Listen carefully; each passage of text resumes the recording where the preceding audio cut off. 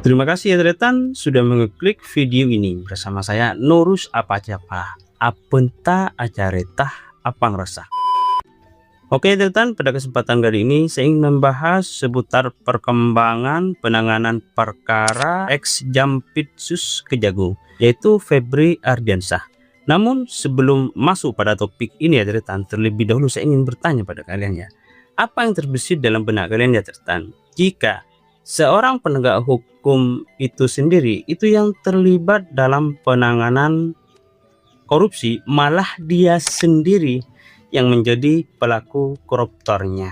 Jadi ini kan menjadi sebuah sangat simalakama ya Tretan bagi kita, terutama bagi masyarakat ataupun publik. Bayangkan yang sebelum-sebelumnya Kejagung ini sangat gencar menangani sebuah perkara kasus korupsi, yang penanganan perkara tersebut itu juga tidak main-main ya Tretan. Tetapi apa yang terjadi di balik layar? Ternyata di balik kegagahannya, di balik tagline integritasnya dalam penanganan perkara ataupun tindak pidana korupsi, ternyata pelakunya ataupun pelaku korupsi itu sendiri tiada lain adalah penegak hukum itu sendiri. Jadi ya Tretan, perlu diketahui bahwa belakangan ini antara Polri dan Kejagung itu tengah lagi menangani perkara tersebut itu tidak kecil ya Tretan. Penanganan perkara oleh dua penegak hukum institusi ini itu betul-betul menyita perhatian publik.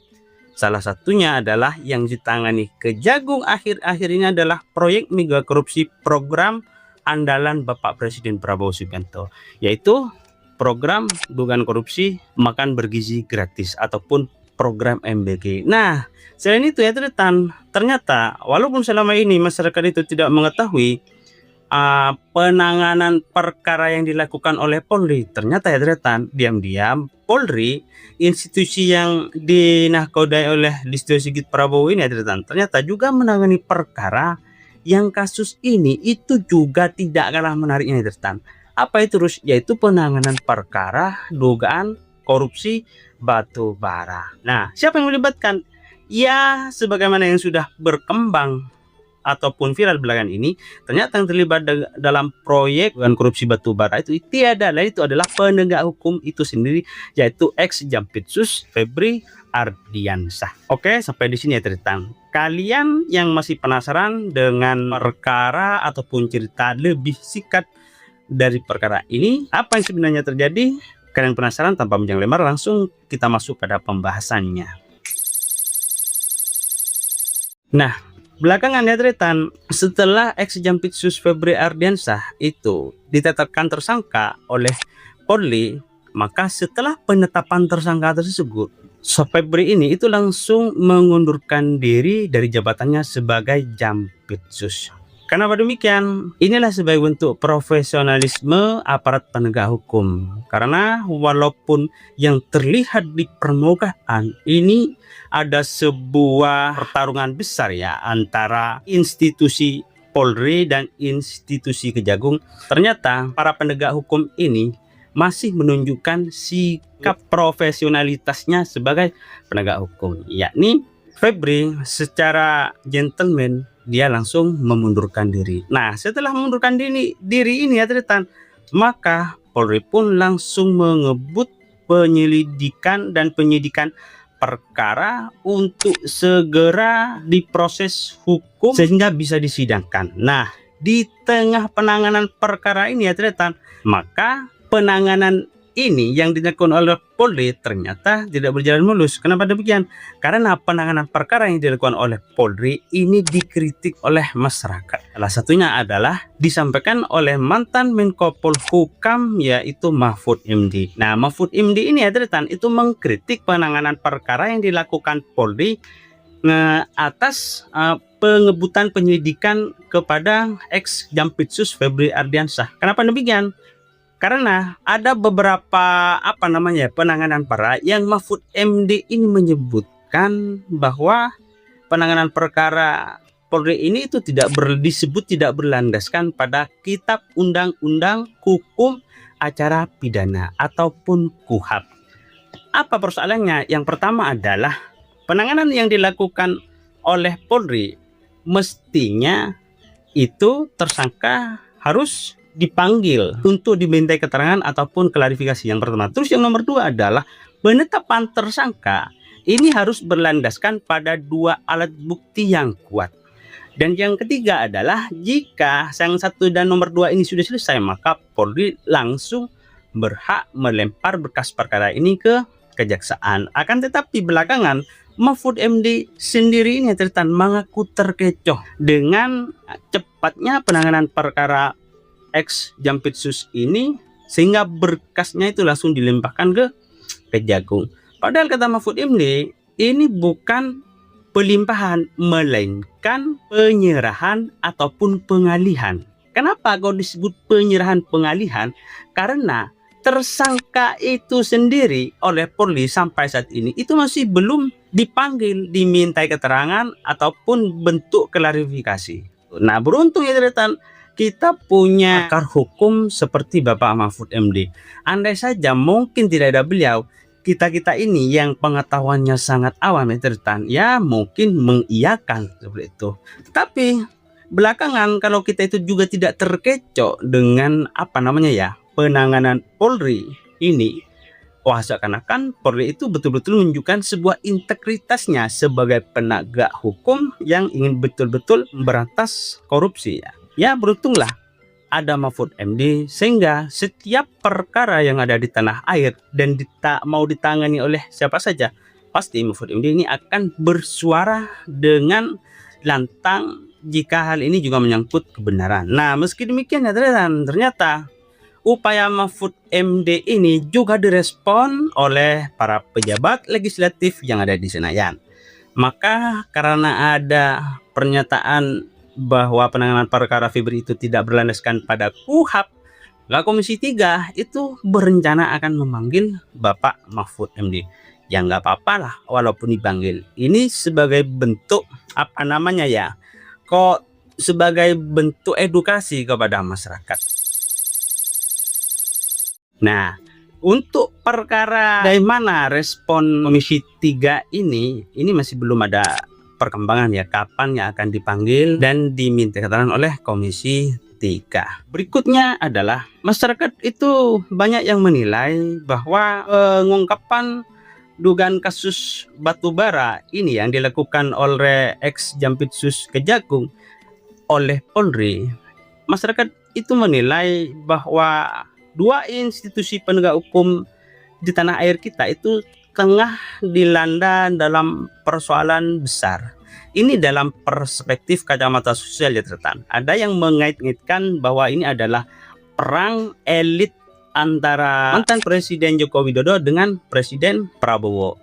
Ada juga yang mengatakan adalah bahwa pengungkapan perkara proyek-proyek besar ini antara Kejagung dengan Polri itu adalah bentuk sebagai balas dendam antar lembaga. Lepas dari itu kita sebagai masyarakat ya tidak tahu ya apakah memang mereka betul-betul ini menegakkan hukum sesuai dengan aturan atau justru memang sebaliknya. Sehingga apa betul, apa iya, apa mungkin mereka menangani perkara ini itu karena dilandasi oleh balas dendam. Karena seperti ini ya ceritanya, berdasarkan informasi yang beredar itu sebelum pengungkapan perkara dugaan suap kepada ex Jampitsus Febri Ardiansyah ini, Kejagung ini kan belakangan tengah lagi menangani perkara-perkara besar seperti proyek MBG. Terutama pada proyek MBG ini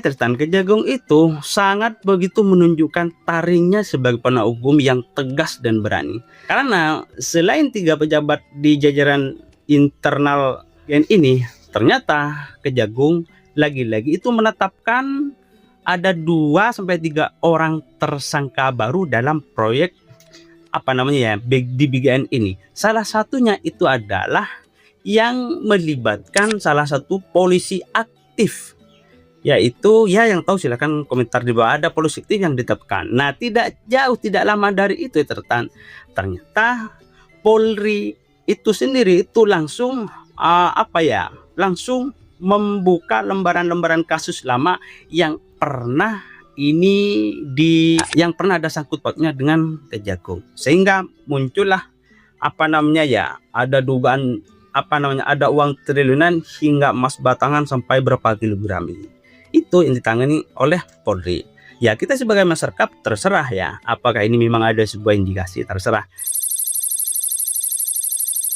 Tetapi yang perlu kita kontrol kepada pemerintah adalah bahwa pertama, hukum itu harus adil. Artinya adalah siapapun harus diproses sama di hadapan hukum tanpa melibatkan jabatan atau kekuasaan. Entah itu memang melibatkan aparat penegak hukum itu sendiri atau pejabat bagaimana. Kalau orang ini sudah kesandung hukum, maka hukum itu harus berlaku adil tanpa memandang bulu. Hukum itu jangan hanya tajam ke bawah lalu tumpul ke atas. Ini namanya kan tidak adil ya, seperti itu. Yang nomor dua adalah jaga kejujuran. Nah, kejujuran yang dimaksud ini adalah penegak hukum harus bekerja dengan jujur dan berintegritas agar dipercaya oleh masyarakat. Artinya ya, memang penanganan perkara ini layak untuk diungkap dan disuarakan dan disampaikan, maka itu ungkap. Jangan karena ada embel-embel ataupun indikasi serta kepentingan-kepentingan yang lain. Ini namanya tidak menjaga kejujuran. Seperti itu. Dan yang nomor tiga adalah utamakan transparansi. Apa itu transparansi? Yaitu adalah proses hukum harus terbuka sehingga tidak menimbulkan kecurigaan. Nah, baik penanganan perkara ini yang ditangani oleh Kejagung atau Polri serta KPK yang saat ini itu tengah lagi menangani perkara, ya penting ini bentuk transparansi. Perkara ini sudah ditangani sampai mana, sudah bagaimana perkembangannya, tindak lanjut seperti itu, sehingga masyarakat itu mengetahui. Yang nomor 4 adalah jangan buru-buru menghakimi. Artinya adalah hormati atas praduga tak bersalah sampai ada putusan pengadilan. Nah, ini informasi itu sangat penting untuk diketahui oleh masyarakat, sehingga jika ada suatu kasus yang tengah lagi trending, maka masyarakat itu berhak membuka telinga secara lebar-lebar. Jangan langsung menjustifikasi ataupun menghakimi serta menebarkan isu-isu yang tidak benar di tengah masyarakat, sehingga jika ini berkembang maka muncul sebuah stigma seakan-akan pemerintah ini tidak terbuka kepada masyarakat. Yang nomor 5 adalah keadilan untuk semua. Apa itu? Tujuan akhir penegakan hukum adalah mencari kebenaran dan memberikan keadilan, bukan melayani kepentingan pihak tertentu. Betul. Jadi profesionalitas dan integritas dari seorang penegak hukum di tanah air ini ya ternyata itu sangat penting seperti itu.